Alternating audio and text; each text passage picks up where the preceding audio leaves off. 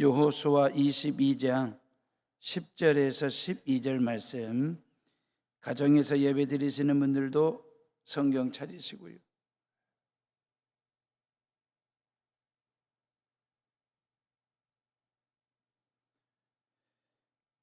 여호수아 22장 10절에서 12절 찾았으면 저랑 같이 읽습니다.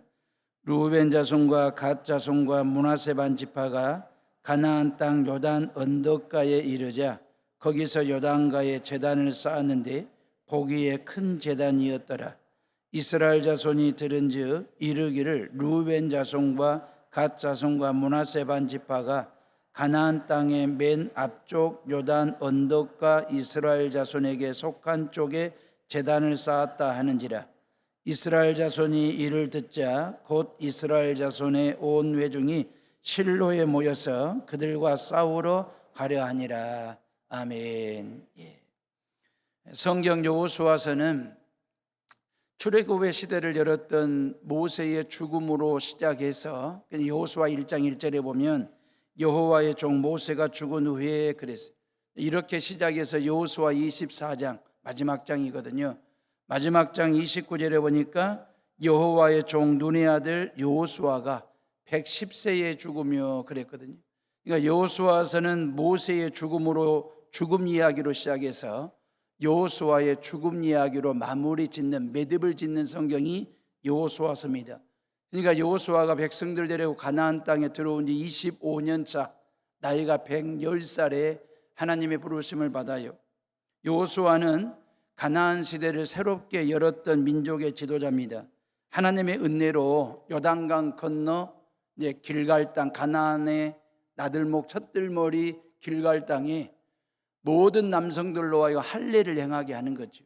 이 땅은 하나님이 하나님의 나라가 만들어져야 될 거룩한 땅이니 이 가나안의 7 족속들과의 치르는 모든 전쟁은 거룩하신 하나님이 치르시는 성전, 거룩한 전쟁이 얘기해. 우리가 하나님 앞에서 거룩한 삶을 살겠다라고 했던 결의와 결기를 보여드리는 할례 예식을 행한 겁니다. 그리고 하나님의 영적 군대로 무장해서 철옹성 여리고성을 피 한 방울 흘리지 않고 정복을 하지요. 그리고 기세등등하게 여리고성에 비하면 보잘것없고 아주 작은 성인 아이성 전투에서 1패, 대패를 합니다. 그러면서 패배하게 된 원인이 뭘까? 아간 한 사람이 하나님의 말씀에 불순종하여 범죄했을 때 백성들 전체에 미치는 영향이 얼마나 큰지를 다시 한번 깨닫고 깨우치는 계기가 됩니다. 그러면서 그들이 다시 한번 하나님 앞에 거룩을 회복하면서 아이성 전투에서 승리를 하게 되지요. 그러면서 7년 내지 한 8년 남짓 되는 가나안 정복전쟁의 파죽지세로 그 말입니다. 모든 전쟁에서 연전연승을 하게 됩니다. 그리고 가나안 땅을 차지하게 됐고 실질적인 가나안의 지배자가 되는 이스라엘 백성들의 모습이거든요.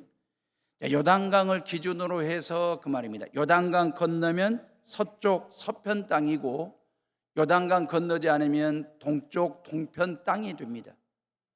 그러니까 모세가 살아계실 때의 그 말이에요. 르우벤 지파와 갓 지파와 므낫세 반쪽 지파가 우리로 하여금 이 요단 동편 땅에 머물러 살게 해달라고. 그때 모세가 전제 조건이 하나 있었습니다. 너희들은 요단강 건너갈 때 처자식과 모든 동물과 짐승들은 요단 동편 땅에 두고 그 말입니다. 너희들도 함께 요단강 건너 가나안 서편 가나안 족속들과의 전쟁을 치룰 때 너희들이 선봉했어야 된다. 그 약속을 하고 이제 동편 땅 분배를 해준 상태였거든요.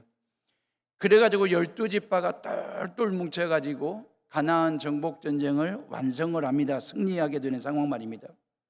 그리고 요단 서편 땅을 9개 반 지파로 하여금 제비뽑기를 통해서 공정하게 분배를 합니다. 그리고 레위 지파 말입니다. 기억나시지요? 하나님 앞에 제사 업무를 총괄했던, 예배를 통하여 백성들의 신앙을 지도했던 레위 지파는 전국 각지로 흩어 살게 하십니다. 48개 성읍을 주시고 그 48개 성읍 중에 6개를 과실치사자의 생명을 보존한다는 차원에서 도피성으로 지정하는 일들 말입니다. 자, 그렇다면 여호수아 22장까지 왔잖아요. 그럼 여호수아 22장의 내용은 뭘까? 제가 설교 제목을 이해, 오해, 화해라는 제목을 걸었는데 무슨 내용인지 한번 살펴보도록 하겠습니다. 자, 요단 동편 땅을 미리 받았어요. 2개 반 지파가. 그리고 요단강 같이 건너와서 요단 서편 쪽 서쪽 땅 정복 전쟁에서 선봉에 섰던, 그리고 이제 전쟁이 아직 잔존 세력이 좀 남아있긴 하지만 이스라엘 백성들이 전쟁 중단을 선포한 겁니다. 그러면 루벤이나 갓이나 므낫세 반지파는 군 복무 기간이 끝난 거잖아요. 이제 전시 체제가 평시 체제로 바뀌는 상황이지 않습니까?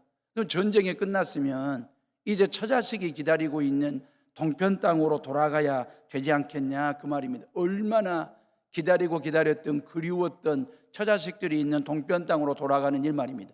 동쪽에 있는 처자식들은 서쪽에서 전쟁 치르고 있는 아빠나 아들 무사한 일을 위해서 그들이 얼마나 기도하면서 기다렸겠냐라는 생각이 들잖아요.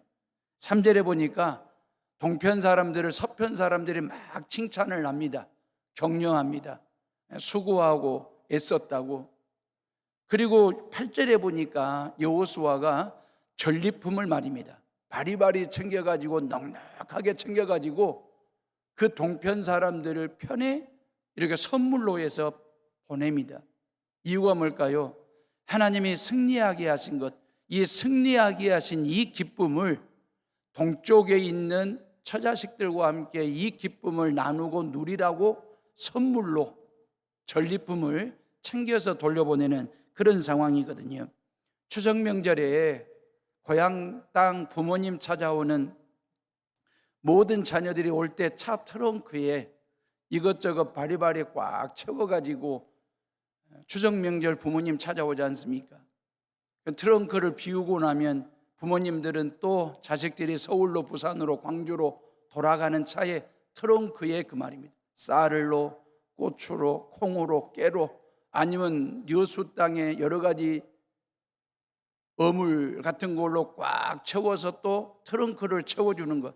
어찌 보면 추석날은 부모와 자식 간에 물물 교환하는 날이라고 해도 다를 바가 없는, 서편 사람들은요 동편 사람들을 빈손으로 안 돌려보냈어요. 빈손으로 돌려보내지 않고, 그러면서 여호수아가 한 가지 중요한 부탁을 합니다. 5절 말씀이거든요. 다 같이 5절 한번 읽어보겠습니다. 5절 시작. 오직 여호와의 종 모세가 너희에게 명령한 명령과 율법을 반드시 행하여 너희 하나님 여호와를 사랑하고 그의 모든 길로 행하며 그의 계명을 지켜 그에게 친근히 하고 너희의 마음을 다하며 성품을 다하여 그를 섬길지니라 하고 그랬어요. 다시 말하면 요단 동편 땅으로 돌아가거든 거기서도 하나님 잘 믿고 하나님 잘 섬기라고 하는 이야기입니다. 당부의 말이에요. 여러분들의 자녀들 추석 명절에 만나고 돌려보낼 때도 서울 가거들랑 부산으로 가거들랑 광주로 가거들랑 너희들 있는 곳에서 예수님 잘 믿어야 된다. 주일 성수하고 주일 예배 꼬박꼬박 챙겨서 드리라고 권면하듯이 그 말입니다. 모세가 여호수아가 그렇게 당부를 한 거예요.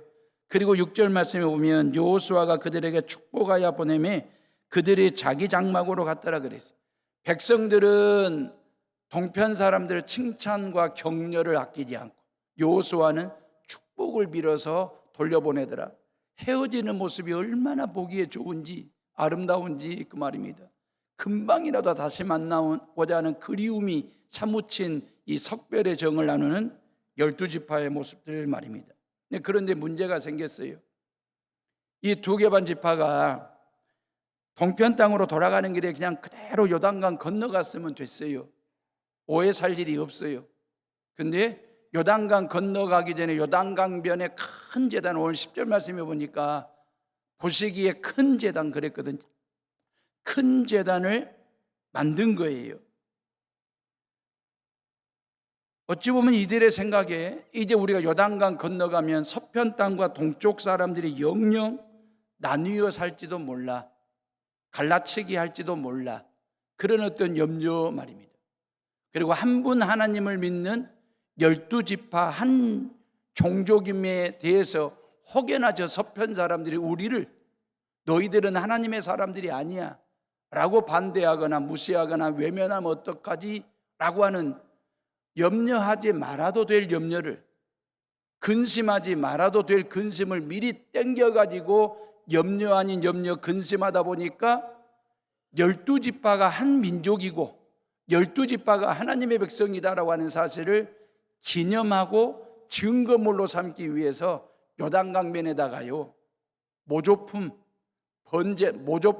모조단을 크게 하나 만든 거예요. 실은 이스라엘 백성들은 실로 땅의 제단, 죄송합니다. 실로 땅에 제단이 있었거든요. 근데 그 실로에 있는 제단에 모든 백성들이 모여서 하나님을 예배하고 하나님 앞에 제사를 드렸는데 그 실로 제단 외에 또 다른 제단 하나를 만든 상황이 된 것입니다. 그때 요단 서편 사람들이 요 이야기를 듣고 그 말입니다. 이건 하나님 앞에서 범죄 행위다라고 오해를 한 거예요.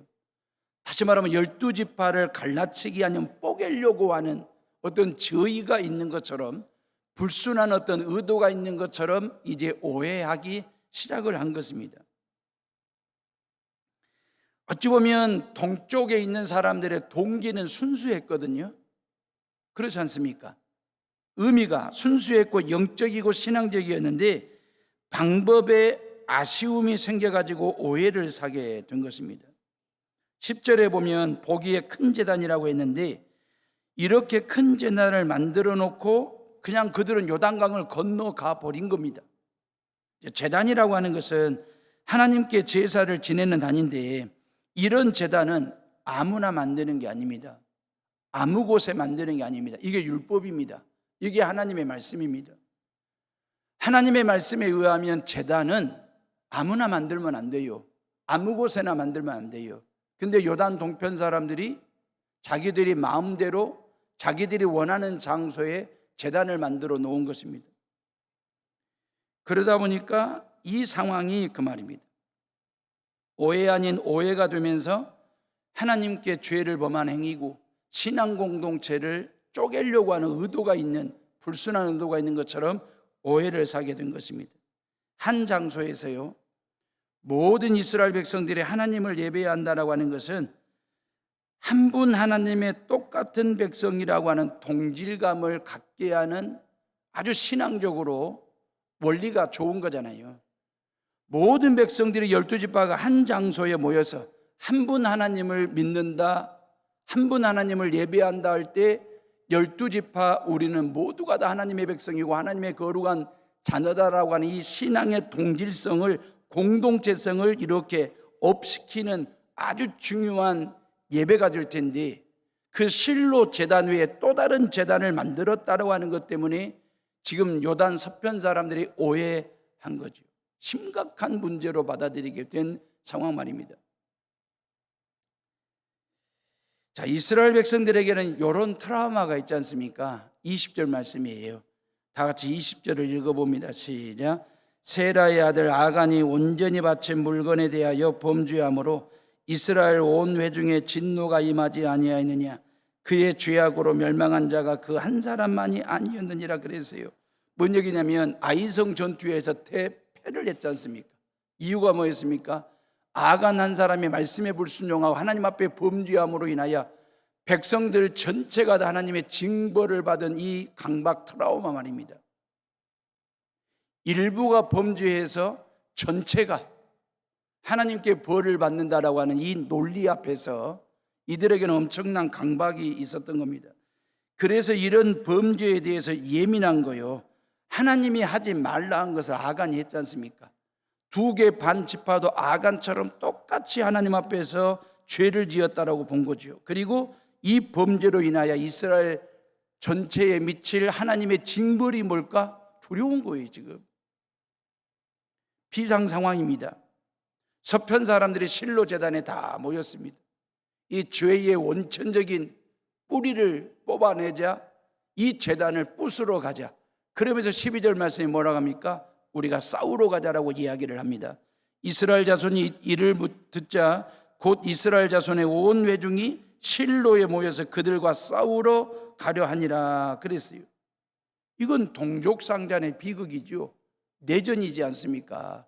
철갑 무기로 무장한 가나안의 7족속을 상대로 해서 연전연승을 해가지고 가나안의 맹주가 된 사람들이 이제 내전을 치른다?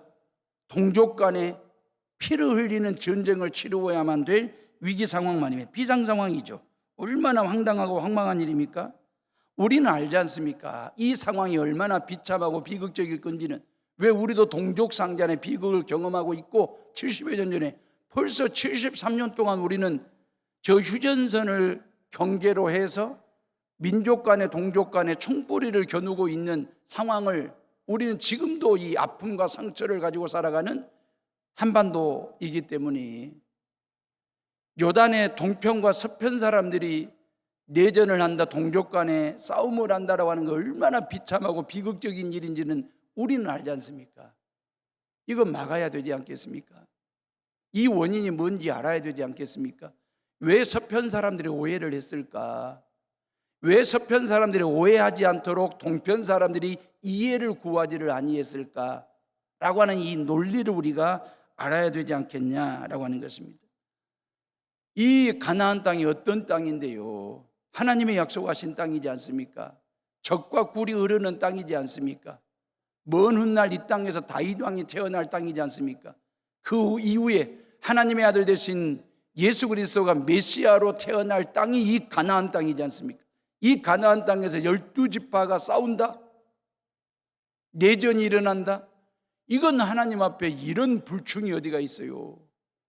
하나님 앞에서 이런 불신앙이 어디가 있어요? 만약에 추석 명절에 여러분들의 아들, 딸, 며느리, 사위들이 손주들 데리고 와서 부모님들 앞에서 싸우고 있다, 다투고 있다, 그러면 그건 부모에게 그런 불효가 어디가 있습니까? 마찬가지예요. 지금 하나님 앞에서 동족 간에 싸운다라고 하는 것은 정말 하나님 속 상하게 하는 일이거든요. 사랑하는 헤어오름의 식구들이요, 실은 이 싸움은요, 잘 들여다보면 싸움 자체가 안 됩니다. 동쪽에는 2개 반 지파예요. 서쪽 사람들은 9개 반 지파입니다. 4대1이 됩니다. 4대1 게임이 되겠습니까? 해보나만 한 게임인지. 만약에 동편 사람들이 싸울 생각으로 재단을 만들었다면 이건 멍청이들이 하는 일이에요. 이건 바보 같은 짓이지 않습니까? 싸울 의도가 없는 거 아니겠습니까? 또 하나, 동편 사람들이 7, 8년 동안 처자식을 못 본 사람들입니다.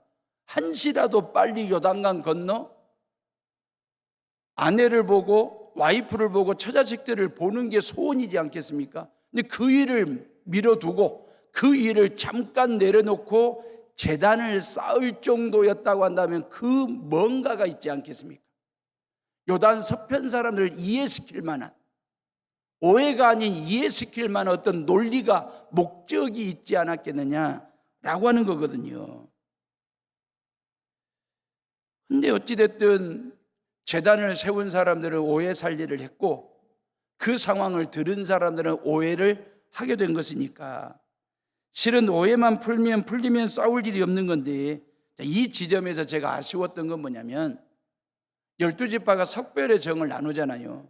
전리품도 챙겨줬고 또 돌아가는 2개 반 지파를 향하여 칭찬과 격려와 축복을 마음껏 빌어줬을 때에 그때 르우벤과 각과 므낫세 반 지파가 먼저 설명을 했더라면 우리가 요단강 건너기 전에 요단강변에 기념이 될 만한 증거물로 될 만한 모조 단을 하나 만들고 갈 테니 이해해 달라고 설명을 했더라면 이런 오해 살 일도 없고 싸움 날 일도 없었을 텐데 그 말입니다.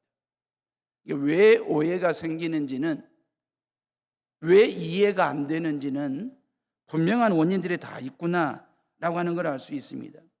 이해를 구하지 않다 보니까 오해를 산 거잖아요. 오해가 생기지 않도록 이해를 시키고 양해를 구했어야 하는데 이 이해와 오해라고 하는 것은 동전의 양면과도 같은 거지 않습니까? 그 간단한 건데, 그 쉬운 건데 그걸 못 해가지고 지금 싸움이 벌어질 상황에 놓이게 됐으니까 그 말입니다. 이해를 못하거나 이해를 구하지 못하다 보니 사람들 간에 엄청난 오해를 하면서 사는 거죠. 꿍하니, 시큰둥하니, 토라지거나 삐지거나 서운해하는 경우들, 섭섭병에 걸리는 사람들 그 말입니다. 혹여나 추석 명절에 여러분들 자녀들 와서 이렇게 볼 때 여러분들이 나름대로 한번 진단해 볼 필요가 있지요. 아들하고 며느리, 딸과 사위 오해 없이 이해 잘하면서 살고 있는지 확인하고 점검하는 것, 이게 추석의 또 중요한 목적이지 않겠습니까? 그래서 만약에 혹시라도 토라져 있거나 삐져 있거나 아니면 아니면 서운병 아리를 하고 있는 혹 자녀들이 있다고 한다면 너희들 해오른교회 홈페이지에 들어가서 이 설교, 아니 유튜브를 통해서 이 설교 한번 꼭 들어봤으면 좋겠다라고 권면해 주시고요.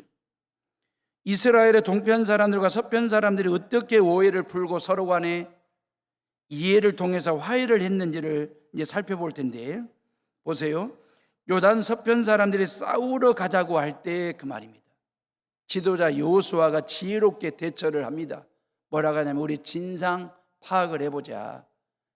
그래서 제사장 비느하스를 중심으로 해서 10개 지파 어른들 한 명씩 해가지고 11명을 진상조사단으로 요단 동편 땅에 보냅니다.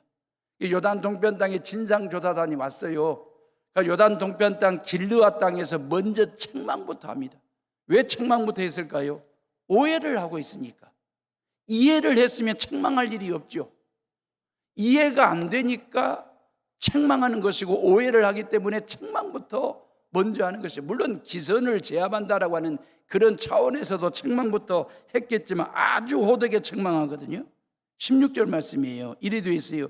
여호와여 온 회중이 말하기를 너희가 어찌하여 이스라엘 하나님께 범죄하여 오늘 여호와를 따르는 데서 돌아서서 너희를 위하여 제단을 쌓아 너희가 오늘 여호와께 거역하고자 하느냐. 그래서 뭐라고 호되게 책망을 합니까? 어찌하여 너희들은 하나님 앞에 범죄했느냐? 왜 하나님을 떠나려고 하느냐? 왜 하나님 앞에서 거역하고 있느냐? 이런 책망이거든요. 그러니 2개 반 지파 입장에서는 황당하기 그지없죠. 황망하기 그지없는 상황 말입니다. 오해 살만한 일을 안 했는데 오해로 인하여 지금 책망을 받는다고 생각하는 거죠. 12지파 갈라치기나 뽀개려고 한 것이 아니라 영원히 하나의 민족임을 기념하기 위해서 제단을 쌓은 거예요. 여기까지 인도하신 하나님이 우리 12지파의 하나님이다라고 하는 것을 기념하도록 증거물로 남기기 위해서 모조단을 만들어 놓은 건데, 2개 반 지파의 실수가 뭡니까? 먼저 양해를 구하거나 이해를 구하지 아니했다는 점이고, 요단 서편 사람들은 그 진상 진위 여부를 미리 파악하지 않고 오해부터 하면서 싸우려고 했고 책망부터 했다라고 하는 이 간극 말입니다. 동편 사람들이 자초지적 말을 합니다. 그러면서 이것은, 이 제단은 제사용이 아니고 예배용이 아니고 교육용으로 만든 모조단이라고 하는, 모조품이라고 하는 사실을 이해를 구합니다. 그러면서 서편 사람들이 이해를 하게 되는 거죠. 진심을 담아 진실되게 설명을 했더니 오해가 풀렸습니다. 이해하기 시작했습니다. 12지파를 하나로 묶는 촉매조로 삼고 후대 사람들이 동시간대에 동일한 장소에서 하나님의 기업을 받은 선민이라는 사실을 평생 영원토록 잊지 않도록 할 목적으로 제단을 만들었다는 사실을 진실되게 진심 어린 마음으로 설명을 한 거예요. 이해를 구한 거예요. 진심 어린 진실을 들었습니다. 진실이 담긴 진심을 느끼기 시작했습니다. 그런 순간에 오해 모드가 이해 모드로 바뀌게 됐고, 그 이해 모드는 화해 모드로 바뀌게 된 것입니다. 진실을 알고 보니 오해가 풀린 거예요. 하나의 해프닝으로 끝난 것입니다. 그리고 12지파가 더 결속하는 계기로 삼게 됩니다. 다행이죠. 사랑하는 에오름의 식구들이요, 사실과 진실은 좀 다르죠. 그죠? 사실보다 진실이 더 중요합니다. 우리가 흔히 말하는 팩트가 뭐요? 물어볼 때 팩트, 이 사실이라고 하는 것은 일어난 일입니다. 이게 사실입니다. 사건 자체, 일 자체를, 사건 자체를 말할 때 사실 팩트라고 말하고, 진실은 그 사건의 의미와 동기를 파악하는 걸 진실이라고 얘기합니다. 세상 뉴스는요, 사실만 얘기합니다. 진실까지 말하지 않습니다. 근데 예수 그리스도를 믿는 저와 여러분들은 사실 파악도 중요하지만 진실을 파악해서 진실이 담긴 진심 어린 마음을 느낄 수 있도록 그 말입니다. 사실보다 진실에 더 방점을 두고 삶의 무게추를 두고 살아가는 것. 그래서 모든 세상 사람들과 함께 어울려 살 때 그 말입니다. 참 예수 그리스도를 믿는 사람들은 사실적이기도 하지만 참 진실해. 어떤 일만 놓고 이야기하는 게 아니라 그 일 속에 담긴 동기와 의미까지 담아낼 줄 아는, 말로 표현할 줄 아는 진심 어린 삶을 살아가는 것 말입니다. 동편 사람들이 요단강변에 큰 제단을 만든 것은 이건 사실이잖아요. 감출 수 없는 팩트입니다. 모조단을 만들었으니까. 그리고 내전, 싸움이 일어날 판, 이것도 팩트입니다. 그런데 이 사실 때문에 오해가 생긴 거잖아요. 동족 간의 전쟁도 불사할 정도로 큰 이슈가 됐습니다. 이 사실만 가지고 사건을 풀려고 하면 동족 간의 싸움입니다. 사실만 가지고 오해를 풀려고 하면 안 풀려요. 그런데 진실로 가지고 이 오해를 풀면 풀립니다. 이해가 되거든요. 왜? 사실보다도 진실이 훨씬 더 의미가 있고 동기, 목적이 분명하기 때문에. 왜 요단강변에 이 사람들이 그 바쁜, 한시라도 바쁜 발걸음을 멈추고 요단강변에 큰 제단을 쌓았는지 만들었는지 그 의미와 동기가 무엇인지 사실보다 더 나은 진실을 알게 되니까 오해가 풀리게 되더라는 거예요. 그리고 이해를 하게 되더라는 거예요. 그리고 화해하게 되더라라고 하는 것입니다. 사랑하는 헤어룸의 식구들이요, 이해와 오해가 뭡니까? 국어사전적 의미는 이래요. 이해는 사례를 분별하여 바르게 해석하는 것. 그래서 남의 사정을 잘 헤아려 너그러이 받아들이는 걸 이해, 그래요. 오해라고 하는 것은 이런 겁니다.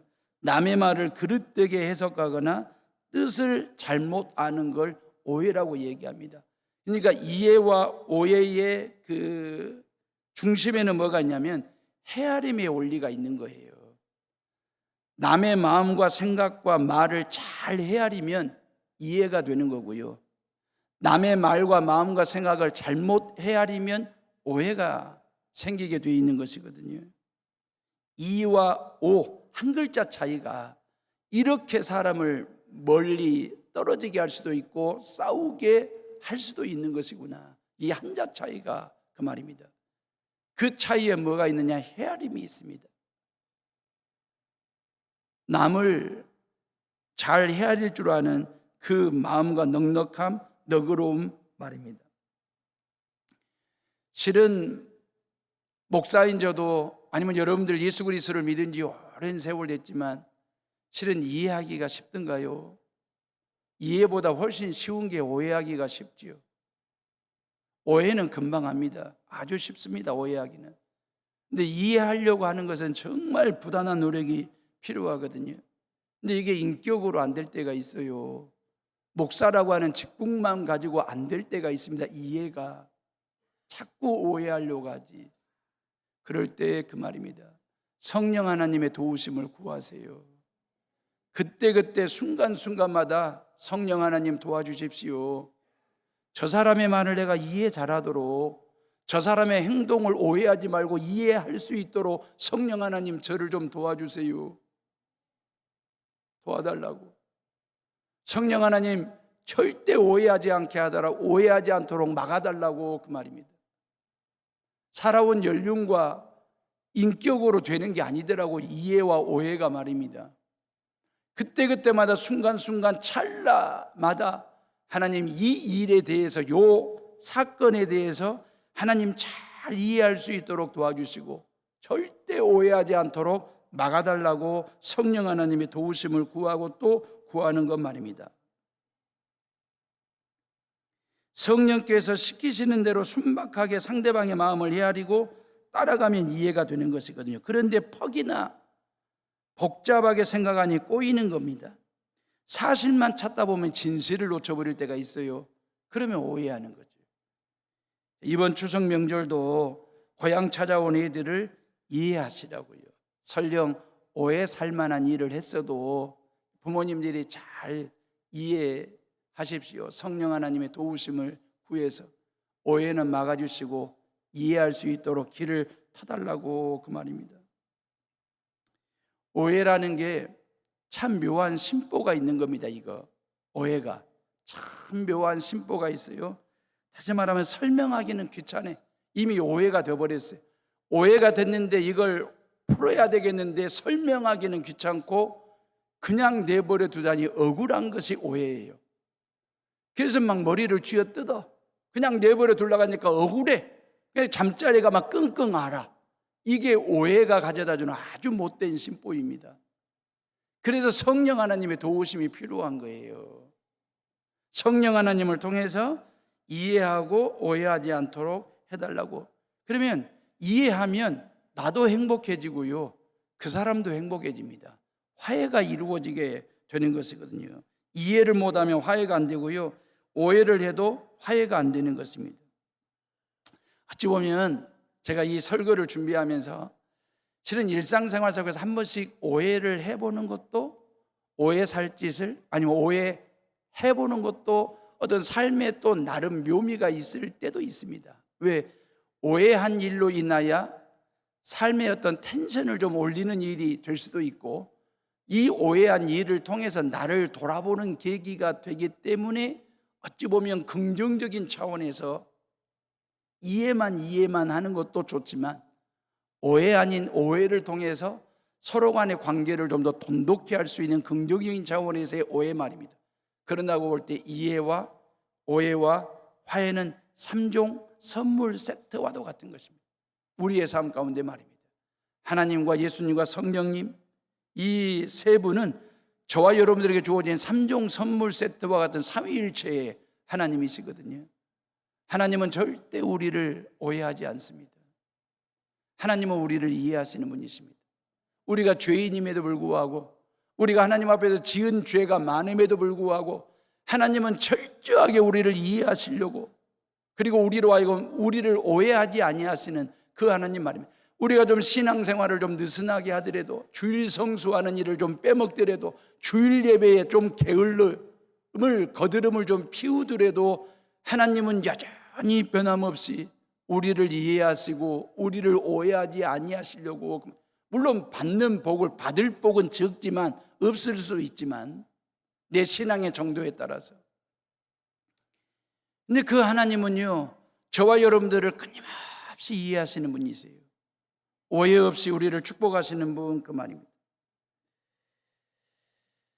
사랑하는 에오름의 식구들이요, 이해를 하니 오해가 풀렸어요. 오해가 풀리다 보니까 화해가 됐습니다.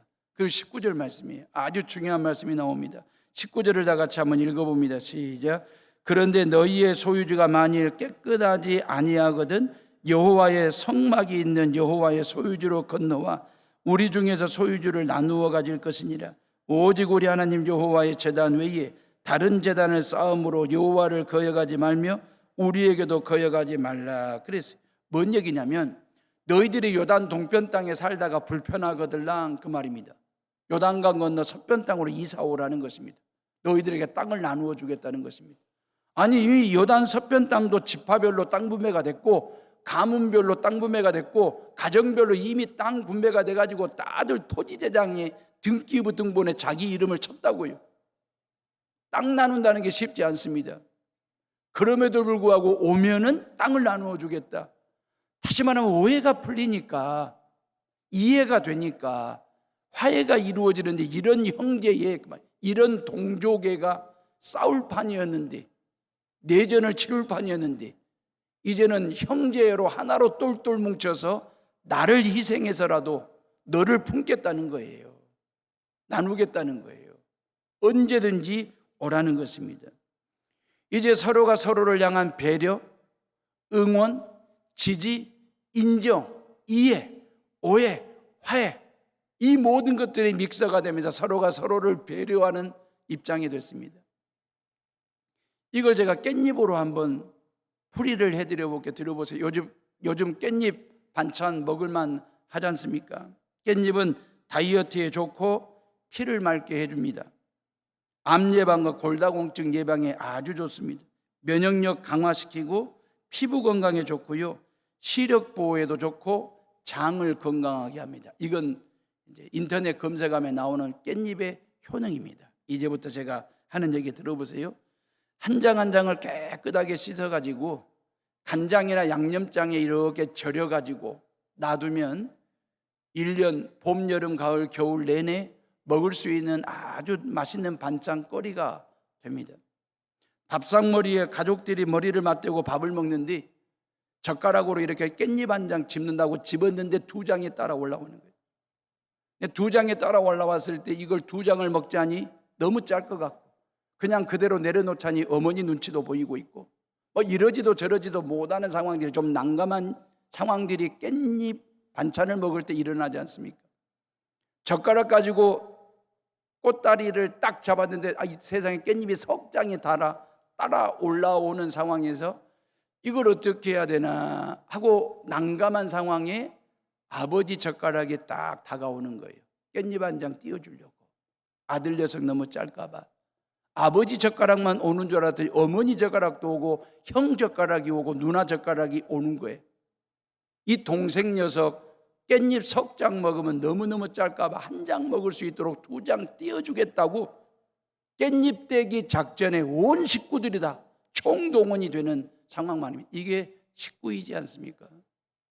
이게 사랑이지 않습니까? 우리 민족은 이런 민족이에요. 서로가 서로를 배려하고 서로가 서로를 사랑하고 서로가 서로를 위해서 헌신할 줄 알고 수고할 줄 아는 그 밥상머리에서 나 혼자 밥 먹기 바쁘고 나 혼자 음식 씹기도 바쁜 때에 아들 녀석이 상대방이 어떻게 깻잎을 한 장씩 먹는지 아니면 석 장을 집는지 내가 도와줄 것이 없는지 그러면서 그 젓가락을 통해서 깻잎을 띄워주는 그런 배려심 말입니다. 그런 수고 말입니다. 이 가슴 뭉클한 얘기이지 않습니까? 밥을 먹어도 그 말이에요. 내 배만 채우는 욕심쟁이가 아니라 상대방을 배려하면서 그 말이에요. 젓가락질을 통해서 그 말입니다. 우리가 얼른 생각을 이거 뭐 깻잎 한 장 띄워주는 것이 뭔 수고고 뭔 헌신이냐고 할 수도 있겠지만 해보세요. 가슴 뭉클합니다. 이게 우리 민족입니다. 12지파가 이런 사람들로 회복이 됐어요. 언제? 오해가 풀렸을 때, 이해하게 됐을 때. 말씀을 맺겠습니다. 어찌 보면 이런 두려움이 있었잖아요. 왜 싸우려고 했을까? 이해가 안 되니까. 그리고 오해하다 보니까. 그러면 이런 거잖아요. 아담 한 사람의 범죄로 인하여 인류 안에 죄가 꽉 찼잖아요. 모든 인간이 다 죄인 되어버린 거지 않습니까? 그러니까 한 사람 일부의 범죄로 인하여 전부가 벌을 받는 상황 말입니다. 이게 성경의 논리입니다. 근데 성경 안에는 또 다른 논리가 있습니다. 이걸 뒤집는 역발상의 논리가 있습니다. 그러니까 한 사람의 타락으로 인하여 전부가 다 벌을 받는 논리도 있지만 한 사람이 살면 전부를 살린다라고 하는 논리도 있다 그 말이에요. 약속도 성경 안에 있다 그 말이에요. 예수 그리스도 말입니다. 예수 그리스도 그분이 저와 여러분들의 모든 죄값을 지불하기 위하여 십자가에 못 박혀 죽으시고 3일 만에 다시 살아나셔서 우리를 죄 가운데서 살리시는 일들을 했지 않습니까? 우리의 삶은, 우리의 신앙은 그렇게 가야 되지 않겠어요? 긍정적인 면으로 그 말입니다. 내가 타락하여 전부를 벌받게 하는 삶이 아니라 나 한 사람이 하나님 앞에 반듯한 신앙생활을 통해서 우리 교회를 살리고 우리 가정을 살리고 여수를 살리는 일에 그 한 사람, 예수처럼 말입니다. 그게 우리에게 중요하다 그 말이에요. 그래서 예수님은 저와 여러분들의 인생 밥상에 항상 마주보고 계신 분이에요. 내 인생 밥상에 맞은편에 앉아 계시는 예수님. 그래서 저와 여러분들에게 이해와 화해의 깻잎은 십자가 젓가락으로 집어가지고 내 입에 넣어주시는 그 예수님 말입니다. 오해라고 하는 깻잎은 떼어가지고 당신 입으로 젓가락질 하시는 그 예수님 말입니다. 그 예수님을 중심으로 해서 살 때의 그 말입니다. 내가 살아 내 주변까지 살리는 놀라운 기적을 이루는 삶 말입니다. 서로를 이해할 때의 그 말입니다. 화해할 때 먼저 하셔야 됩니다. 요한일서 4장 19절에 기다리지 말고 미루지 말고요. 요한일서 4장 19절에 보면 우리가 사랑하면 예수님이 먼저 우리를 사랑하셨음이니라 그랬어요. 내가 누군가를 사랑하고 있어요. 지금 부모님을 사랑하든지 부부간에 사랑하든지 성도들 간에 서로 사랑하든지 내가 누군가를 사랑하고 있는 이 사랑이 뭐지? 근데 예수님이 나를 먼저 사랑했다는 거예요. 예수님이 나를 먼저 사랑하셨기에 그 사랑이 가능하다. 내가 누군가를 이뻐하고 있어요. 예수님이 나를 먼저 이뻐하셨기에 그 예수님의 이쁨 받은 내가 누군가를 이뻐할 수 있고 누군가를 위해서 배려하고 응원하고 희생하고 수고할 수 있는 깻잎 한 장이라도 떼어주고 싶은 그런 마음 갖고 살아가는 사람으로 바뀌게 된다 그 말이에요. 미국의 테네시주에 내슈빌에 있는 조지 피바데 교육대학이 있습니다. 교육대학 치고는 세계적으로 가장 유명한 대학입니다. 조지 피바데라고 하는 선생님이 세운 학교거든요. 피바데는요 원래 초등학교 선생님이었대요. 초등학교 2학년생을 가르치는 담임 선생님이었는데 다음날 박물관을 가야 돼. 애들 데리고 박물관을 가야 되는데 그 전날 사전답사를 간 거죠. 아이들로 하여금 양질의 정보를 애들에게 유물에 대해서 가르쳐 주려고 선생님의 사전답사 가가지고 박물관에 들어갈 때부터 무릎으로 기기 시작하는 거예요. 안진뱅이처럼 이렇게 뻑뻑 기어다니면서 모든 유물에 대한 사전 지식과 정보를 메모를 하는 것입니다. 박물관을 관리하시는 수의 아저씨가 보고 저 사람은 안진뱅이인가 보구나 그런 줄만 아는 거예요. 근데 다 끝나고 나갈 때 보니까 뻘떡 일어나가지고 나가더라는 거예요. 그 선생님을 따라가서 아니 선생님은 저는 안진뱅이인 줄 알았는데 몸을 보니까 성성하시네요. 왜 하루 종일 그렇게 무릎으로 기고 앉아서 다니셨냐고 물었더니 내가 가르치는 애기들이 초등학교 2학년 애들인데 키가 작아서 그 아이들 눈높이에 맞춰서 내가 유물 상태를 보고 정보를 전달해 주기 위해서 아이들처럼 눈높이를 맞추려고 안진뱅이로 무릎으로 하루 종일 기었다고.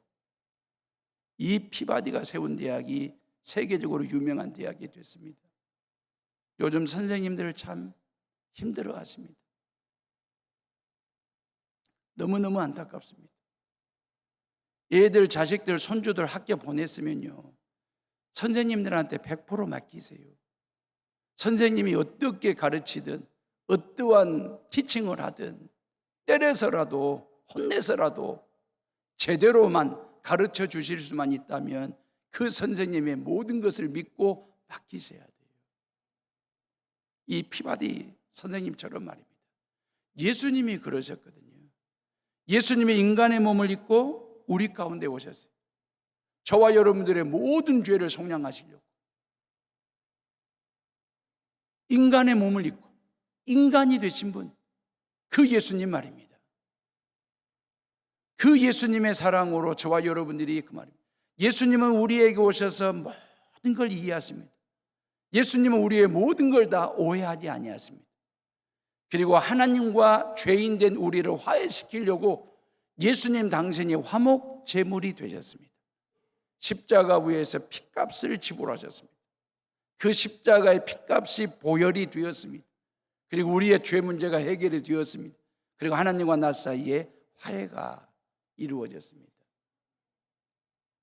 우리 이 땅에 사는 동안 오해 없이 살 수 없는 건 아니겠지만 그래도 오해보다는 이해하려고 애쓰면서 모든 사람들 속에 갈등과 충돌, 여러 가지 분열의 징조들이 보일 때마다 여러분들이 화해의 피스메이커로 들어가셔서 오해 풀어주시고 이해를 시켜주시고 그래서 정말 살맛 나고 살기 좋은 일할 맛 나는 여수 땅 만들고 대한민국 만들어내는 일에 저와 여러분들이 하나님의 미랄이 될 수 있기를 주님의 이름으로 축원합니다.